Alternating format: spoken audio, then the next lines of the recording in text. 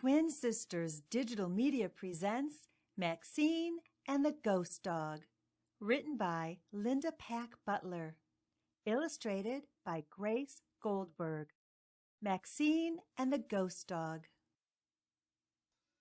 Maxine always lived at the firehouse with the Pine Plains firefighters, but she wasn't always a good fire dog. One time, the firefighters were rescuing a cat stuck up in a tree. Maxine barked so loudly she scared the cat to a higher branch. Another time, the firefighters were putting out a fire. Maxine tripped over the hose, sending a spray of water into the building next door. Maxine didn't mean to cause trouble, but that's how it always turned out.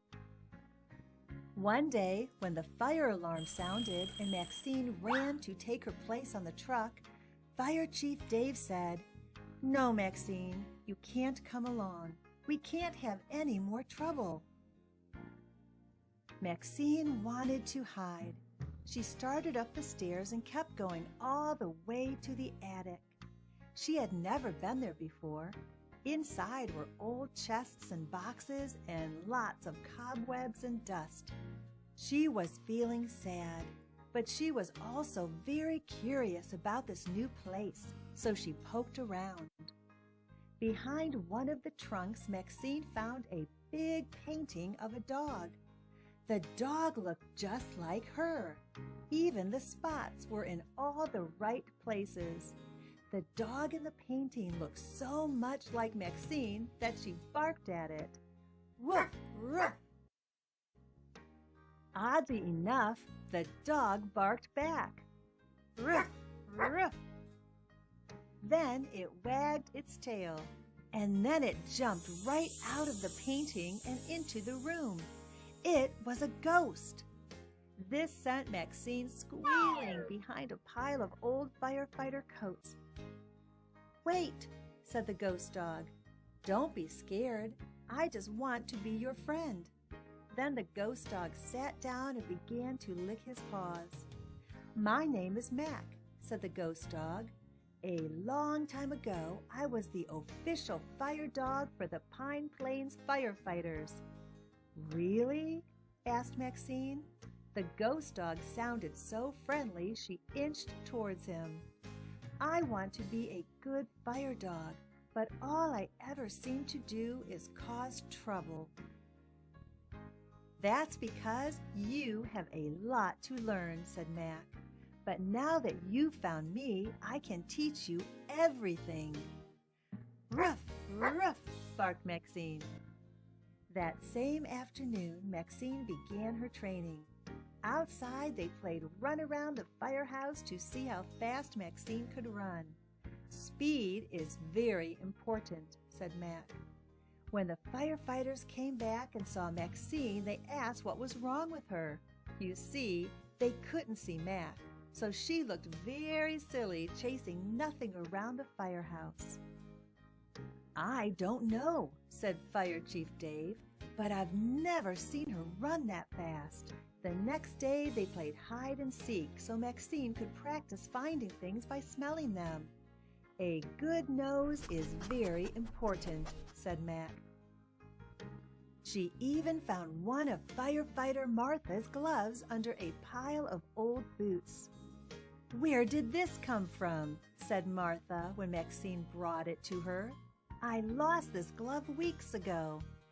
"I don't know," said Fire Chief Dave, "but Maxine seems to know it's yours." Suddenly, the fire alarm rang. Everyone slid down the pole and rushed onto the fire truck. "Come on," barked Mac to Maxine. "Let's see how fast you can really run." And with that, he ran after the fire truck as it clanged down the street. Maxine kept up just fine.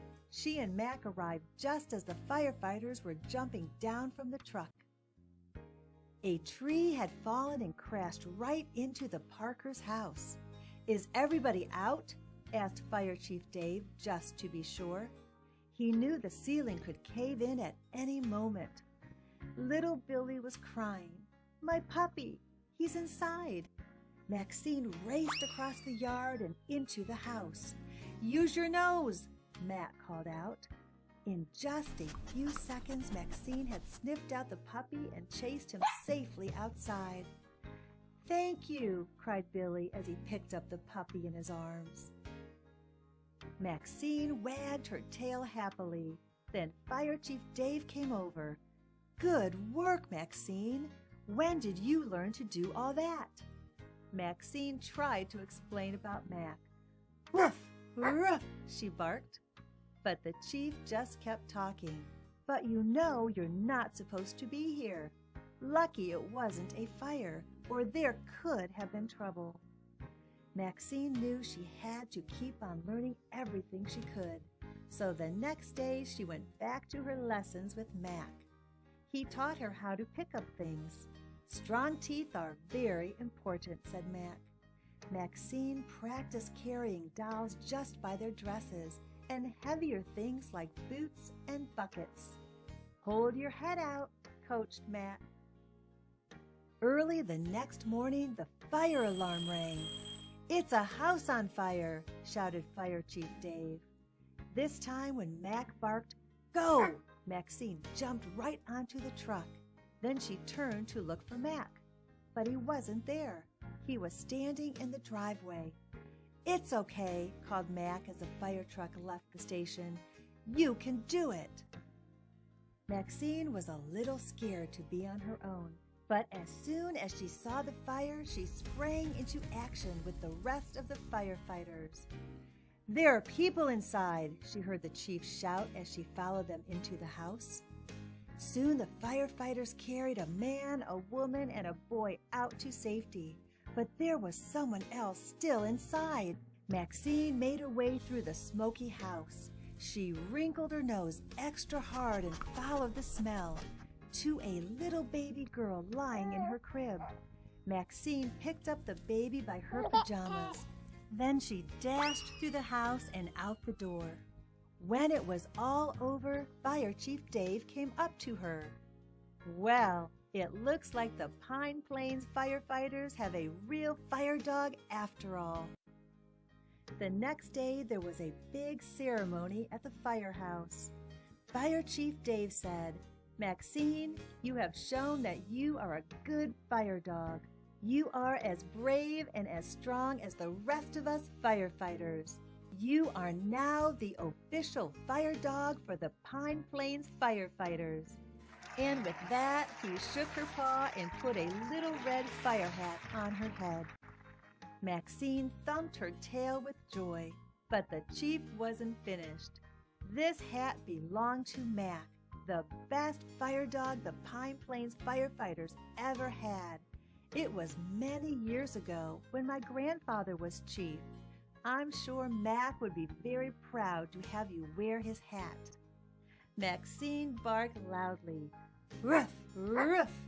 She looked for Mac, but he wasn't there. But she knew that he was somewhere, watching, and very proud indeed.